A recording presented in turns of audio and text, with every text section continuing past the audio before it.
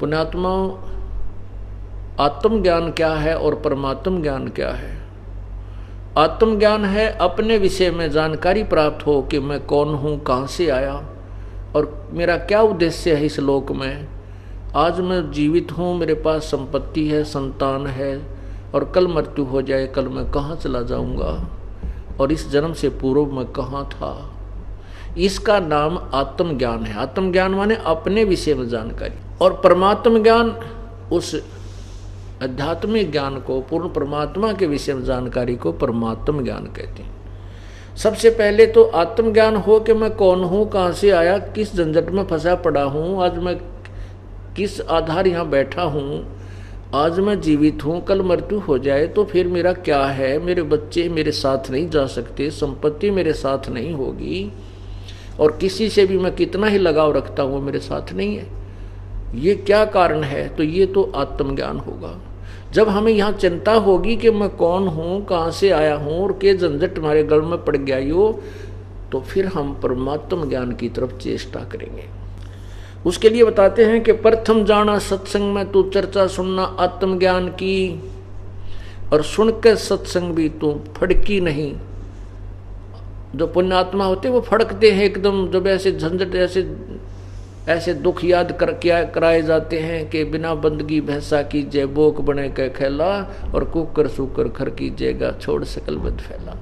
तो वो तुरंत त्याग देते हैं उन बुराइयों को और एकदम जाग जाते हैं।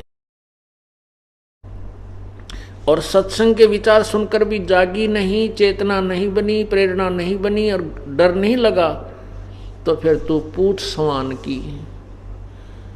सवान की पूछ किसे कहते हैं? जैसे कुत्ते की दूम होती है वो ऐसे मुड़ी होती है, और उसको कहते हैं एक व्यक्ति ने 12 वर्ष तक बांस की नली में डाल दिया कि शायद ये सिद्धि हो जा। जब वो निकाली 12 वर्ष के बाद तो भी वो टेढ़ी ही थी।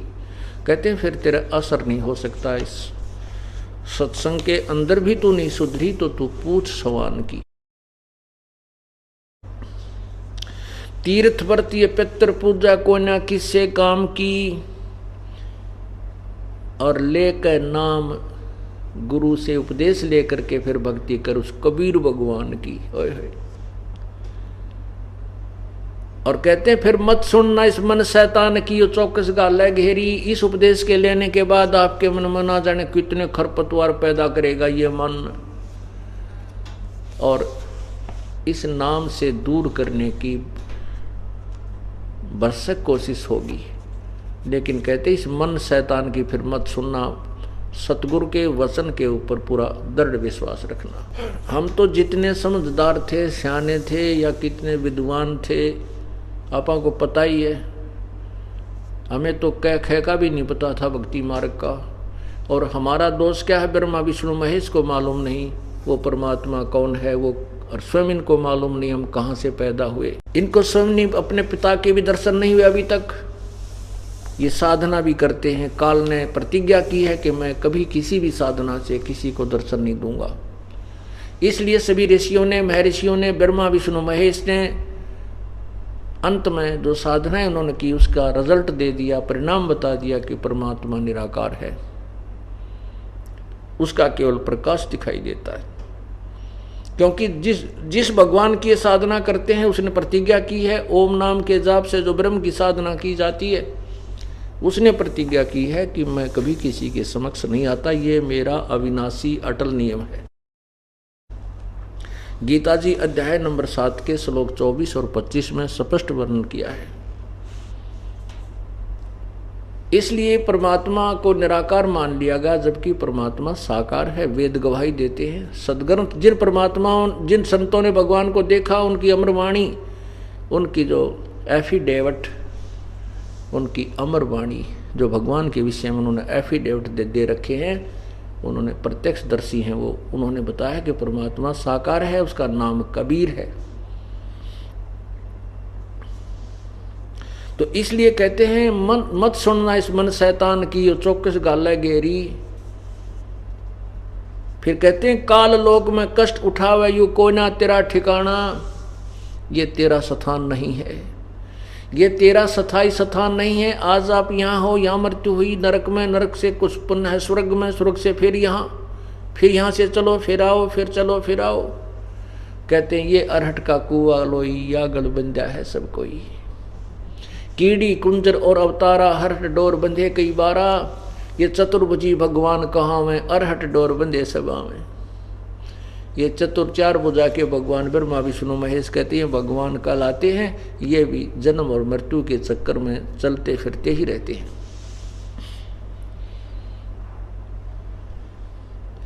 काल लोक में कष्ट उठावे कोई ना तेरा ठिकाना, और मात पिता संतान संपत्ति का तुम झूठा तनरी ताना।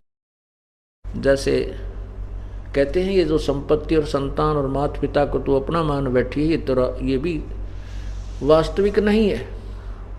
फिर कहते हैं जाप अजप्पा मिल जावे, फिर सुमरण में मन लाना। आपको प्रथम मंत्र दिया जाता है, वो उसके बाद फिर आपको अजप्पा जाप मिलता है, सतनाम मिलता है। जो श्वास उस श्वास से सिमरण करना होता है, वो 2 अक्षर का होता है। उसमें एक ओम नाम है, दूसरा तत्, वो केवल उपदेशी को ही बताया जाता है। उसको अजप्पा जाप कहते हैं। कहते जाप अजप्पा मिल जावे, फिर सुमरण में मन लाना। फिर बहुत ही ध्यान से उस सिमरण करना उस सत्य नाम का, सच्चे नाम का। और कहते हैं सार शब्द तेरे काट फंदन। फिर आपको सार नाम मिलेगा, सार नाम के बाद फिर आपको सार शब्द की उपलब्धि कराई जाएगी। कहते हैं फिर तेरे सारे बंधन कट जाएंगे, फंदे यहाँ कट जाएंगे और आकाश से उड़ जाना। आकाश में जाकर के यानी यहाँ से चलने के बाद त्रिकुटी में ये प्राणी जाता है। त्रिकुटी में जाकर के फिर सब अकाउंट होता है। त्रिकुटी से पहले जो आपको प्रथम मंत्र दिए जाते हैं, जिसमें 5 नाम तो इन कमलों के खोलने के हैं जो कंठ कमल तक हैं, और त्रिकुटी कमल तक हैं जो हैं। और ऊपर फिर हम आपको जो 2 मंत्र इसमें दिए गए हैं, प्रथम और लास्ट 7 मंत्र का ये प्रथम मंत्र आपको दिया जाता है। तो ये सब कमलों के अंदर से हमने जाना पड़ता है। मूल कमल में गणेश जी है, स्वाद चक्कर में सावित्री ब्रह्मा जी, नाभि चक्र में सुंडी के पीछे ने नाभि के पीछे उसमें विष्णु और लक्ष्मी जी, और हृदय कमल में महादेव पार्वती जी, कंठ कमल में दुर्गा शेरा वाली। तो हम जो आपको 5 नाम दिए जाते हैं, इन 5 नामों से आपका ये कमल खुल जाएंगे और फिर हम त्रिकुटी पर जाएंगे। त्रिकुटी पर आप जाने के बाद इस 2 मंत्र का जो जाप है, सतनाम में जो ओम मंत्र है,